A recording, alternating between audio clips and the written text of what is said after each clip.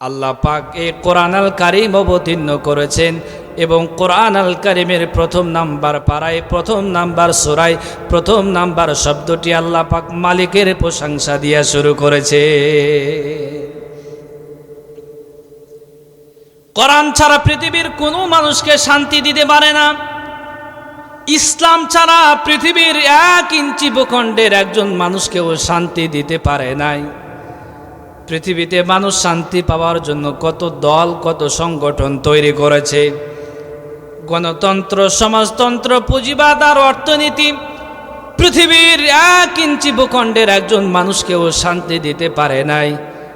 In the shade of Islam, পৃথিবীর মানুষ যদি শান্তি পেতে চায়, আল্লাহর কোরআনের ছায়াতলে আসা ছাড়া মানুষের জন্য কোনো বিকল্প পথ নাই।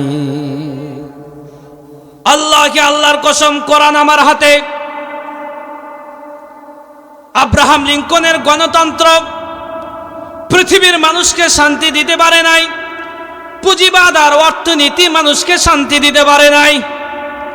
পৃথিবীর কোনো মানুষ, কোনো দল, মতাদর্শ মানুষকে শান্তি দিতে পারে নাই। আমরা পৃথিবীর যে দিকে তাকাই সেই দিকে শুধু মুসলমানের রক্ত নিয়ে হোলি খেলা হচ্ছে, ঠিক কিনা? আমি বলতে চাই, মুসলমান, পৃথিবীতে মুসলমানের সংখ্যা কম নয়।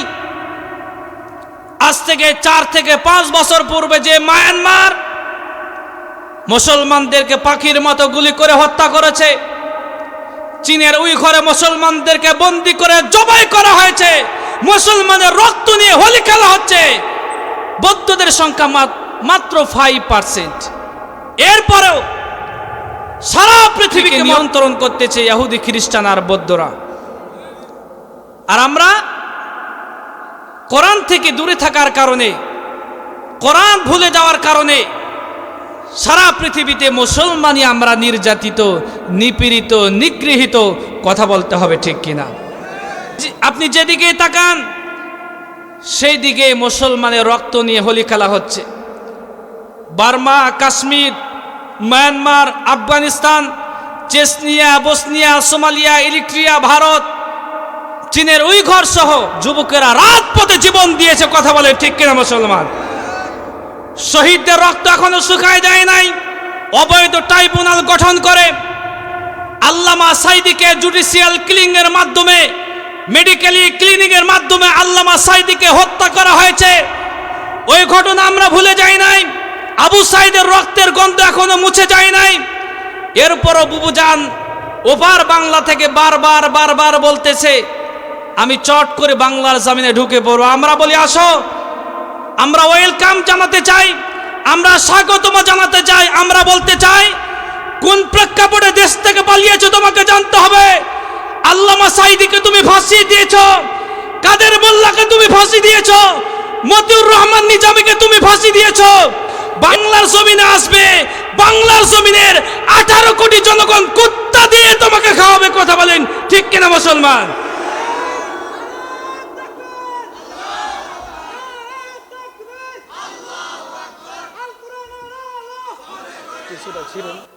নবী করিম সাল্লাল্লাহু আলাইহি ওয়াসাল্লাম ঘরমুক্ত হয়ে গেলেন, ঘেমে গেলেন।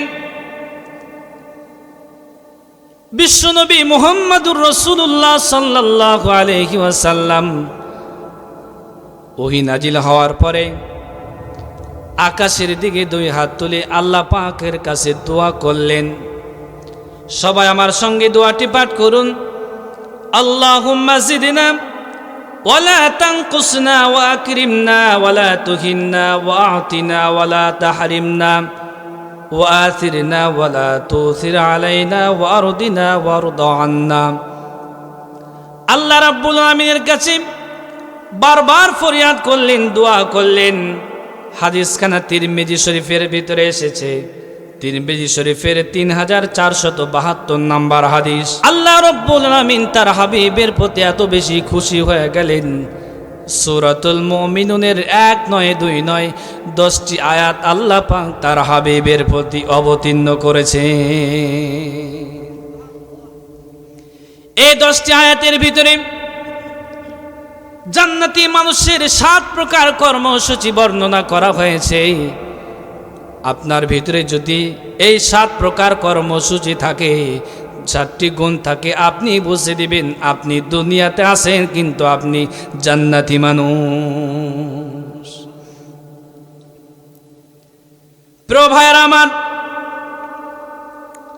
এই গুণগুলো আপনাকে আমাকে অর্জন করতে হবে।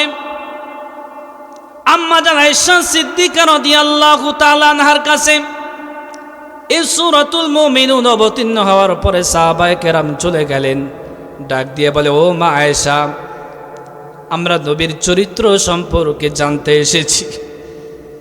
আম্মা জান আয়েশা ডাক দিয়ে বলেন, তোমরা কি কোরআন পড়ো নাই? তারা জবাব দিলেন, হ্যাঁ আমরা কোরআন পড়ি। যদি তোমরা কোরআন পড়ে থাকো তাহলে আমার কাছে নবীর চরিত্র সম্পর্কে কেন জানতে এসেছো? আজ আপনার আমার চরিত্রের সার্টিফিকেট দেয় কে? হুজুর, চেয়ারম্যান দেয়, মেম্বার দেয়, এমপি দেয়, মন্ত্রী দেয়, টিওনো দেয়, ইওনো দেয়, এসপি দেয়, ডিসি দেয়। যাদের চরিত্রের কোনো বালাই নাই, নারী ছাড়া তাদের রাত কাটে না, মদ গাঁজা ইয়াবা হেরোইন ফেন্সিডিল ছাড়া এক মুহূর্ত তাদের কাটে না, ওই সমস্ত দুশ্চরিত্র ব্যক্তিরা আপনার আমার চরিত্রের সার্টিফিকেট দেয়, ঠিক কিনা? আম্মা জান আয়েশা সিদ্দিকা রাদিয়াল্লাহু তাআলা আনহা বলছেন, তোমরা কি কোরআন পড়ো নাই? কেন বিশ্বনবীর চরিত্র সম্পর্কে জানতে এসেছো? এই কোরআন আল কারীম 30 পারা পূর্ণাঙ্গ কোরআন হলো পাতার কোরআন, কাগজের কোরআন। আর বিশ্বনবী মুহাম্মদুর রাসূলুল্লাহ সাল্লাল্লাহু আলাইহি ওয়াসাল্লাম প্র্যাকটিক্যালি কোরআন। কানা খুলুকুহুল কোরআন, বিশ্বনবীর পুরো জীবনটাই কোরআন। জোরে জোরে বলি সুবহানাল্লাহ। প্রিয় ভাইয়েরা আমার, গভীর মনোযোগ। এই কোরআন দ্বারা মানুষ হেদায়েত প্রাপ্ত হয়, এই কোরআন দ্বারা মানুষ হেদায়েত থেকে হেদায়েতচ্যুত হয়। নবী করিম সাল্লাল্লাহু আলাইহি ওয়াসাল্লাম এই কোরআন আল কারীমের দাওয়াত দিয়েছেন। সাইয়্যিদুনা উমর ফারুক রাদিয়াল্লাহু তাআলা আনহু কোরআনের কাছে আত্মসমর্পণ করে পৃথিবীর শ্রেষ্ঠ মানুষে রূপান্তরিত হয়েছে, ঠিক কিনা? যে উমর নবীকে হত্যা করার জন্য এসেছে, জাহেলিয়াতের কারণে নবীজিকে হত্যা করার জন্য এসেছে উমর। বিশ্বনবী 2 জনের জন্য দোয়া করেছেন, এক আবু জেহেল, 2 নাম্বার উমরের জন্য দোয়া করেছেন। আল্লাহ পাক উমরকে হেদায়েতের মালা পরায় দিয়েছেন। যে উমর 2 দিন পূর্বে বিশ্বনবী মুহাম্মদুর রাসূলুল্লাহ সাল্লাল্লাহু আলাইহি ওয়াসাল্লামকে হত্যা করার জন্য এসেছেন, নবীজি ঘোষণা করেছেন, লা নাবিয়্যা বা'দি ওয়ালা রাসূলি লাকানা উমর, আমার পরে নবীও আসবে না, রাসূলও আসবে না, আমার পরে কেউ যদি নবী অথবা রাসূল হতেন, লাকানা উমর, উমর অবশ্যই নবী হয়ে যেতেন। গারে হীরা থেকে নিয়ে আসলেন কোরআন নামক পরশ পাথর। এই কোরআন নামক পরশ পাথরের সংস্পর্শে এসেছে যারা সোনার মানুষে পরিণত হয়েছে তারা আবু বকর, ওমর, উসমান, তালহা, জুবাইর, আম্মার, ইয়াসির, খাব্বাব আর খুবাইব, মাজার, মুআওয়িজ। তারা সোনার মানুষে পরিণত হয়েছে মুসলমান। কোরআনের সংস্পর্শে এসে কোরআনের রঙে জীবনকে রঙিন করেছেন। কোরআনের কাছে আত্মসমর্পণ করার পরে হযরত আবু বকর, হযরত উমর, তালহা, জুবাইর কোরআনের জন্য রাজপথে জীবন দিয়েছে, ফাঁসির মঞ্চে ঝুলেছে, বাতিলের কাছে মাথা নত করে নাই। প্রিয় ভাইরা আমার, আমি যে কথা বলতেছিলাম, কোরআন মানুষকে হেদায়েত দিতে পারে, ইসলাম মানুষকে হেদায়েত দিতে পারে। কত খারাপ খারাপ মানুষগুলো হেদায়েতের পথ পেয়েছেন। নবীর আপন চাচা আবু লাহাব, আবু তালেব হেদায়েত পায় নাই, ঠিক কিনা? আবু তালেব যেদিন মারা যাবে, নবী করিম সাল্লাল্লাহু আলাইহি ওয়াসাল্লাম চলে গেলেন। আবু তালেবের বাড়িতে ডাক দিয়া বলে, চাচাজি, সারা জীবন আপনি আমাকে মানুষ করেছেন, লালন পালন করেছেন। আবু তালেবের আপন সন্তান হযরতে আলী রাদিয়াল্লাহু তাআলা আনহুকে পাশে বসিয়ে রেখে বিশ্বনবী মুহাম্মদুর রাসূলুল্লাহ সাল্লাল্লাহু আলাইহি ওয়াসাল্লামকে বুকের ভিতরে দেখে রাতের পর রাত অতিবাহিত করেছে। চাচার জন্য এত মায়া, চাচার জন্য এত ভালোবাসা। আবু তালেব যেদিন মারা যাবে, নবীজি মনকে প্রশ্ন করলেন, মন রে, আমার চাচা আমার জন্য কতই না কষ্ট করেছে। আমার চাচা মৃত্যুর পরে জাহান্নামে চলে যাবে, আমি নবী মুহাম্মদুর রাসূলুল্লাহ সাল্লাল্লাহু আলাইহি ওয়াসাল্লাম এটা বরদাস্ত করতে পারবো না। বাড়িতে চলে গেলেন। বুখারী শরীফের বর্ণনা, ডাক দিয়ে বলি, আম্মি আবি তালিব কুল লা ইলাহা ইল্লাল্লাহ হাজ্জুল লাকা ইনদাল্লাহি ইয়াউমাল কিয়ামা, রাওয়াহুল বুখারী। ডাক দিয়ে বলে, চাচাজি, মুহাম্মদুর রাসূলুল্লাহ বলার কোনো প্রয়োজন নেই, আপনি শুধু এতটুকু বলবেন, লা ইলাহা ইল্লাল্লাহ। কিয়ামতের দিন আল্লাহর সঙ্গে ঝগড়া করে আপনাকে জান্নাতে নেওয়ার ব্যবস্থা করব। পাশে বসা ছিলেন নেতাজি। আবু জেহেল ডাক দিয়া বলে, বন্ধু, ও নেতা, ও লিডার, সারা জীবন বাপদাদা ধর্ম মেনে আসলে আর মৃত্যুর সময় মুহাম্মাদের নতুন ধর্ম গ্রহণ করে কলঙ্কিত হবে। আবুল হাব ওই অবস্থায়, আবু তালেব ওই অবস্থায় মৃত্যুবরণ করলেন। মৃত্যুবরণ হয়ে গেল। বিশ্বনবী মুহাম্মদুর রাসূলুল্লাহ সাল্লাল্লাহু আলাইহি ওয়াসাল্লাম মন খারাপ করলেন। আল্লাহ পাক জিব্রাইলকে পাঠাই দিলেন, যাও জিব্রাইল যাও, আমার নবীর কাছে সূরা কসসের 56 নাম্বার আয়াতখানা নিয়ে চলে যাও। আল্লাহ পাক বলেন, ইন্নাকা লাম তাহদি মান আহাব্বাতা ওয়ালাকিন্নাল্লাহা ইয়াহদি মান ইয়াশা। আল্লাহ পাক বলেন, হে নবী, আপনি যাকে চাইবেন তাকে আপনি হেদায়েত দিতে পারবেন না। ওয়ালাকিন্নাল্লাহা ইয়াহদি মান ইয়াশা, আমি আল্লাহ যাকে চাই তাকে হেদায়েতের মালা পরায় দেয়। আপনি হেদায়েত দিতে পারবেন না, আপনি হেদায়েত দেওয়ার মালিকও নয়, হেদায়েত দেওয়ার মালিক আমি আল্লাহ। এরপরও আবু তালেবের কবরের পাশে দাঁড়িয়ে দুহাত তুলে দোয়া করতে চায়, আল্লাহ, তুমি আমার চাচা আবু তালেবকে মাফ করে দাও। আল্লাহ পাক সঙ্গে সঙ্গে ডাক দিয়ে বলে, মুহাম্মদ, সবাই বলি সাল্লাল্লাহু আলাইহি ওয়াসাল্লাম, হাত নামান, আপনার দোয়া আপনার চাচা আবু তালেবের জন্য কবুল হবে না।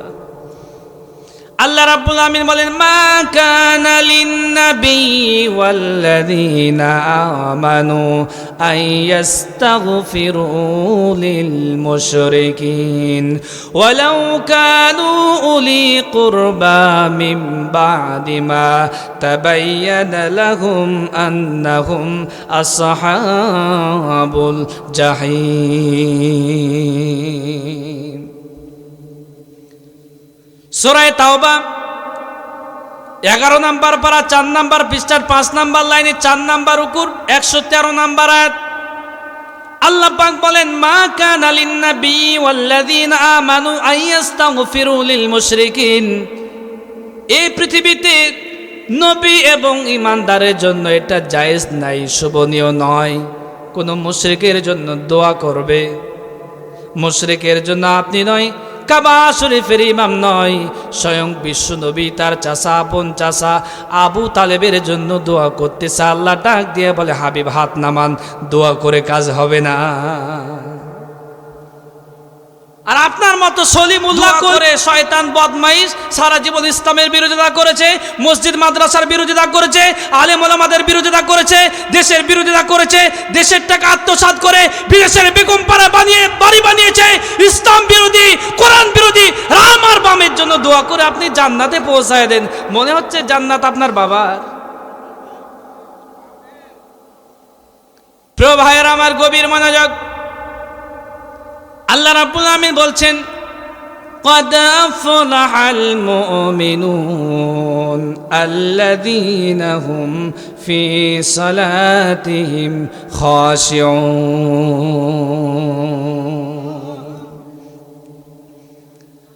আল্লাহ পাক বলছেন قد أفلح المؤمنون মুমিন যারা সফল হয়ে গেছে তারা আমরা যারা এখানে বসে আছি আমরা সফল অল্প মানুষ হলে কি হবে 1 লক্ষ মানুষ হলে কি হবে যদি এখানে 1000 মানুষও থাকেন মানুষ কম হলেও আমার মন বলে আমার বিশ্বাস আল্লাহ রাব্বুল ইজ্জাত ওয়াল জালাল আর শাজিম এই মাহফিলটি কবুল করেছে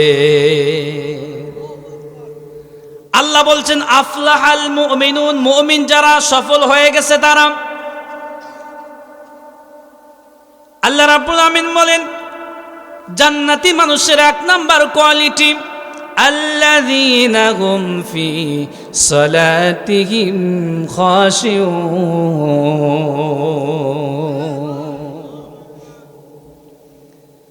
জান্নাতি বান্দা বান্দির 1 নাম্বার কোয়ালিটি তারা হবে নামাজে বিনয়ী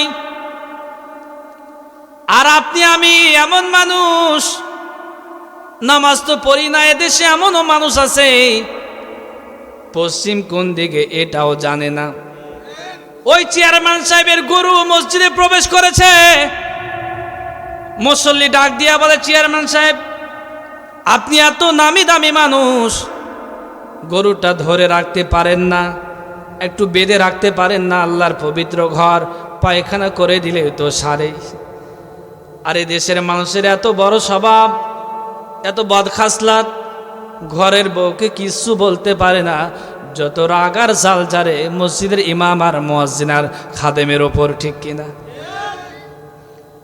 ওরাই হলো ইসলামের শত্রু যারা মসজিদের ইমাম আমার আব্বাজানের মতো মাদ্রাসার সুপার এমন মানুষকে যারা ভালোবাসে না বুঝতে হবে ওরা ইসলাম বিরোধী ওরা দেশ বিরোধী ঠিক কিনা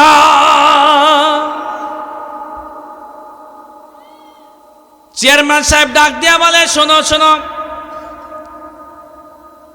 এই গরুর কোনো হুঁশ বুদ্ধি নাই জ্ঞান নাই ব্রেন নাই বলেই তো এই গরুটা তোমাদের মসজিদে প্রবেশ করে পায়খানা করে দিয়েছে আমাকে কি কোনোদিন মসজিদে দেখেছো নাকি প্রিয় ভাইরা আমার এজন্য আসুন নামাজ দিয়ে সমাজ গঠন করুন আর নামাজের মাধ্যমে নেতা নির্বাচিত করুন আল্লাহি আল্লাহর কসম নামাজের মাধ্যমে নেতা নির্বাচিত করবেন আল্লাহি আল্লাহর কসম আপনাদের এলাকায় রডের বদলে বাস দেবে না ঠিক কিনা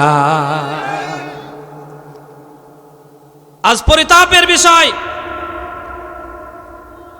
বড় আশার ভরসা নিয়ে যাকে ফিঙ্গারপ্রিন্টের মাধ্যমে চেয়ারম্যান বানিয়েছেন মেম্বার বানিয়েছেন এমপি বানিয়েছেন মন্ত্রী বানিয়েছেন জনগণের হাজার কোটি টাকা আত্মসাৎ করে বিদেশের বেগম পাড়ায় বাড়ি বানিয়েছে ওরা কখনো দেশের বন্ধু হতে পারে না ওরাই দেশের শত্রু কথা বলেন ঠিক কিনা মুসলমান আমরা আলেম ওলামা বারবার বলেছিলাম দেশের রাস্তার মোড়ে মোড়ে মূর্তি বানানোর কোনো প্রয়োজন নাই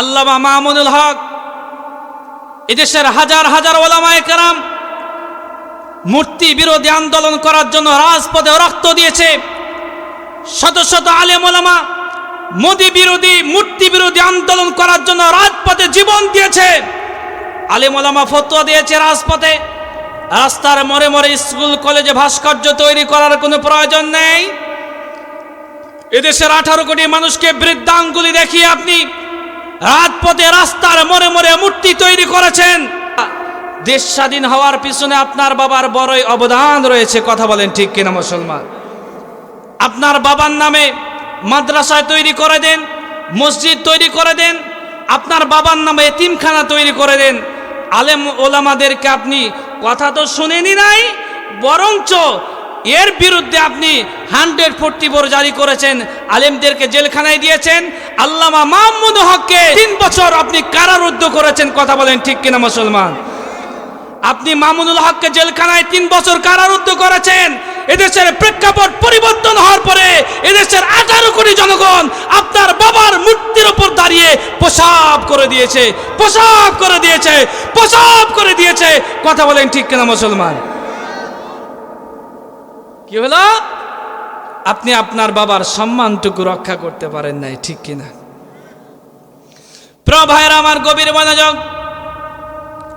আল্লাহ রাব্বুল আমিন বলেন, আল্লাযীনা হুম ফি সালাতিহিম খাশিউন।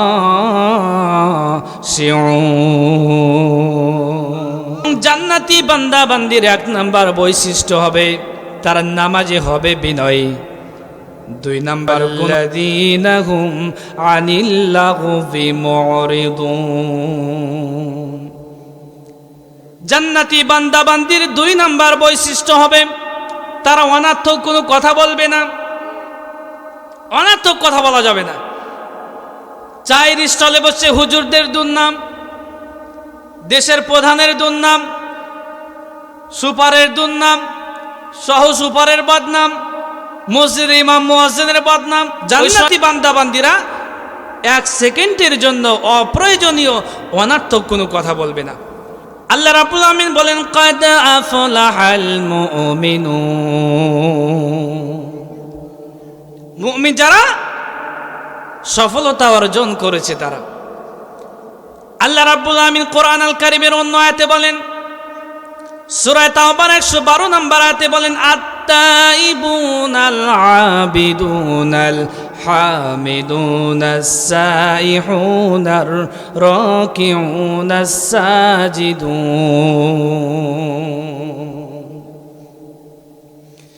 এই আয়াতের ভিতরে আল্লাহ রাব্বুল আমিন মুত্তাকি বান্দা বান্দির 9 প্রকার কোয়ালিটি বর্ণনা করেছেন। অত্র আয়াতে আল্লাহ পাক 9 প্রকার কোয়ালিটি বর্ণনা করেছেন। এই 9 প্রকার কোয়ালিটি যার ভিতরে থাকবে ওই ব্যক্তি পাক্কা ইমানদার, এতে কোনো সন্দেহ নাই। তার 1 নম্বরে আত-তাইবুন। আল্লাহ পাক বলেন, ইন্নামাত তাওবাতু আলাল্লাহি লিল্লাযীনা ইয়ামালুনাস সাইয়্যাত। আপনি অজ্ঞতাবশত জাহালিয়াতের কারণে আপনি ভুল করে ফেলেছেন। ভুল করার পর আল্লাহর কাছে তাওবা করেছেন, আল্লাহ আপনাকে মাফ করে দেবেন। আল্লাহ রাব্বুল আমিন পরবর্তী আয়াতে বলছেন, সূরা নিসার 18 নম্বর আয়াত, ওয়ালাইসাতিত তাওবাতু লিল্লাযীনা ইয়ামালুনাস সাইয়্যাত হাত্তা ইযা হাদারা আহাদাহুমুল মাউত ক্বালা ইন্নী তুবতুল আন।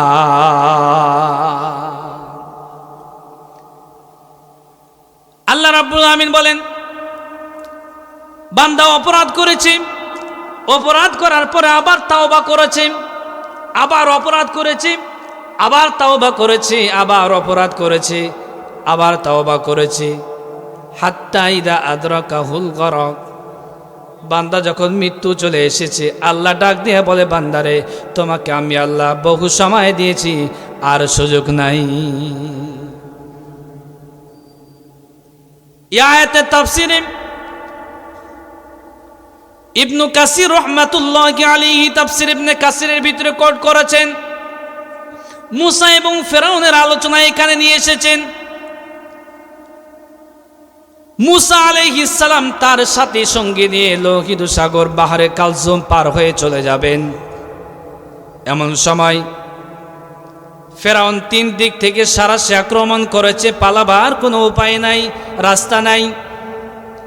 সাথী সঙ্গীরা ডাক দিয়ে বলে, ইয়া মুসা ইন্না লামুদরাকুন, আমরা ধরা খেয়ে গেলাম, পাকড়া হয়ে গেলাম, বাঁচবার কোনো উপায় নাই, পালাবার কোনো উপায় নাই। আল্লাহ রাব্বুল আমিন ডাক দিয়ে বলেন, কাল্লা, কখনোই নয়, ইন্না মাইয়া রব্বি সায়াহদিন, অচিরে আমাদের রব আমাদেরকে পথ বের করে দেবে। আল্লাহ ডাক দিয়ে বলে, মুসারে তোমার হাতে কি? বলে, ক্বালা হিয়া আসায়, আমার হাতে লাঠি। আল্লাহ ডাক দিয়ে বলে, মুসা তোমার হাতে লাঠি দ্বারা সমুদ্রে আঘাত করো, সমুদ্রে আঘাত করা হলো। আঘাত করার সঙ্গে সঙ্গে বানি ইসরায়েলের 12টি কওমের জন্য আল্লাহ প্রশস্ত 12টা রাস্তা বানায় দিলেন। ফেরাউন পেছন থেকে তার সাথী সঙ্গী নিয়ে আসতেছে। ইতিমধ্যে সাইয়্যিদুনা মূসা আলাইহিস সালাম তার সাথী সঙ্গী নিয়ে পার হয়ে চলে গেলেন। ফেরাউন ডাক দিয়ে বলে, মূসা নবী যখন পার হতে পেরেছে, আমার বাবা তৈরি করা রাস্তা আমিও পার হতে পারবো। আল্লাহ বলে, আয়, তোর সাথে খেলা হবে, তোর সাথে খেলা হবে। এদেশের যুবকেরা, আমার সামনে যে যুবকেরা বসে আছে, যুবকেরা খেলার জন্যই বসে আছে, ঠিক কিনা? বিগত 17 বছর বহু খেলা তোমরা দেখিয়েছ। এদেশের কাদের কাকা, কাদের কাকু, মঞ্চ ময়দান পেলে, মাহফিল পেলে খেলা হবে। কই এদেশের যুব সমাজ, হাউসনগরের যুবকেরা খেলার জন্য বসে আছে, আসো। এদেশের যুবকেরা তোমার পিঠে চামড়া রাখবে না, ঠিক কিনা? ফেরাউন লোহিত সাগরে মাঝামাঝি, আল্লাহ ডাক দিয়ে বলে, ফেরাউন তোর সাথে আমার আজ খেলা হবে। 17 বছর বহু খেলা তুমি দেখাইছো, কথা বলেন ঠিক কিনা? ইতিমধ্যেই ফেরাউনের সাথী সঙ্গী যারা ছিল তারা ডুবে শেষ। আল্লাহ ডাক দিয়া বলে, ফেরাউন তোরে আমি আল্লাহ মারবো, কিন্তু এত সস্তা নয়, মারবো একটু সময় নেব। ফেরাউন পানি খায়, একবার নিচে চলে যায়, আবার পটকা মাছের মতো ভেসে ওঠে। ফেরাউন ডাক দিয়ে বলে, ক্বালা আমানতু আন্নাহু লা ইলাহা ইল্লাল্লাযী আমানাত বিহি বানী ইসরাঈল। আয় আল্লাহ, আমি মানা নিলাম, আন্নাহু লা ইলাহা ইল্লাল্লাযী আমানাত বিহি বানী ইসরাঈল। একটু আগে যে মূসা তার সাথী সঙ্গীরা পার হয়ে চলে গেল, ওই মূসা তার সাথী সঙ্গীরা যে রবের প্রতি ঈমান এনেছে, আমি ফেরাউন সেই রবের প্রতি ঈমান এনে মুসলমান হয়ে গেলাম। আল্লাহ ডাক দিয়া বলে, ফেরাউনে আজ তোর তাওবা কবুল হবে না। এর মানে খেলা শেষ, খেলা খতম হয়ে গেছে, সময় শেষ। আজ তোমার তাওবা কবুল করা হবে না। আন এতক্ষণে তাওবা করতেছ, 17 বছর সময় দিয়েছি, সোজা হও নাই, সোজা হও নাই। মক পিস পেলে খেলা হবে, খেলা হবে। তোমার খেলা শেষ হয়ে গেছে, আজ পালাবার কোনো উপায় নাই। ঘটি বাটি নিয়া, নিচের মন্ত্রী থেকে নিয়া চৌকিদার পর্যন্ত পালাও, এমনকি মসজিদের ইমাম পর্যন্ত পালাইছে, কথা বলেন ঠিক কিনা? বয়তুল বকর আমার ইমাম পালাই নাই? আপনারা কি দেশ স্বাধীন হওয়ার পরে শুনেছেন মসজিদের ইমাম পালিয়েছে? আল্লাহ ডাক দিয়ে বলে, ফেরাউন রে তোরা আমি আল্লাহ মারব। فَالْيَوْمَ نُنَجِّيكَ بِبَدَنِكَ لِتَكُونَ لِمَنْ خَلْفَكَ آيَةً وَإِنَّ كَثِيرًا مِنَ النَّاسِ عَنْ آيَاتِنَا لَغَافِلِينَ।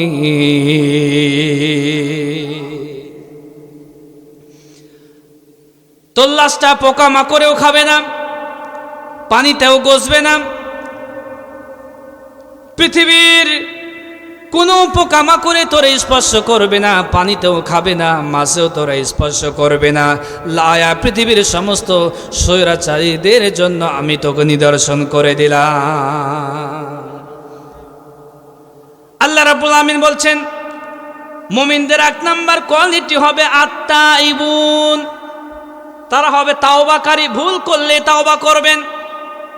বিশ্বনবী মুহাম্মদুর রাসূলুল্লাহ সাল্লাল্লাহু আলাইহি ওয়াসাল্লাম প্রতিদিন 1 নয় 2 নয় 70 বারেরও বেশি ইস্তেগফার পড়তেন। তাবুক যুদ্ধের দামামা বেজে গেল, বিশ্বনবী মুহাম্মদুর রাসূলুল্লাহ সাল্লাল্লাহু আলাইহি ওয়াসাল্লাম হিজরত করে মক্কা থেকে মদিনায় চলে গেলেন। আপনাদের কাছে আমি জানতে চাই, আপনি কি আপনার আপন মাতৃভূমি, মায়ের দেশ, বাবার দেশ ছেড়ে কি এমনিতে চলে যাবেন নাকি? যাবেন? কেউ তো মায়ের দেশ ছেড়ে যেতে চায় না, যেতে বাধ্য হয়, কথা বলেন ঠিক কিনা? বিশ্বনবী মুহাম্মদুর রাসূলুল্লাহ সাল্লাল্লাহু আলাইহি ওয়াসাল্লাম হিজরত করে মদিনায় চলে গেলেন। মদিনায় যাওয়ার পরে বদর হলো, উহুদ হলো, খন্দক হলো, হুনাইন হলো, মক্কা বিজয় হলো। যে নবী নবীকে মক্কার জমিন থেকে তাড়িয়ে দিল, ওই মক্কার মানুষগুলো বিশ্বনবী মুহাম্মদুর রাসূলুল্লাহ সাল্লাল্লাহু আলাইহি ওয়াসাল্লামকে আল্লাহর কোরআন গ্রহণ করে ওই মক্কার মানুষগুলো সোনার মানুষে পরিণত হয়েছে, ঠিক কিনা? নবীর একজন সাহাবী মনে মনে চিন্তা করলেন, নবীজি হিজরত করে মদিনায় চলে গেছে, এই দেশে থেকে কোনো লাভ নাই, যে দেশে নবী নাই, যে দেশে রাসূল নাই। এক পা দুই পা করে ওই সাহাবীও চলে গেলেন মদিনায়। মদিনায় যাওয়ার পরে আল্লাহর নবী দুইজন সাহাবীর ভিতরে ভ্রাতৃত্ব তৈরি করে দিলেন। হযরতে সাঈদ ইবনে আব্দুর রহমান আর মক্কার সাহাবী হযরতে সালাবাতুল আনসারী রাদিয়াল্লাহু তাআলা আনহু। আল্লাহ বলছেন, কদ আফলাহাল মুমিনুন, মুমিন যারা সফলতা অর্জন করেছে তারা। এখন মুমিনদের সংখ্যা দিতেছি, মুমিনদের এক নাম্বার কোয়ালিটি হবে আত-তাইবুন, মুমিন বান্দারা ভুল করলে তাওবা করবে কার কাছে? নবীর ওই সাহাবী কেমনে আল্লাহর কাছে তাওবা করেছেন? দুইজন সাহাবীর ভিতরে বন্ধুত্ব তৈরি হয়ে গেল।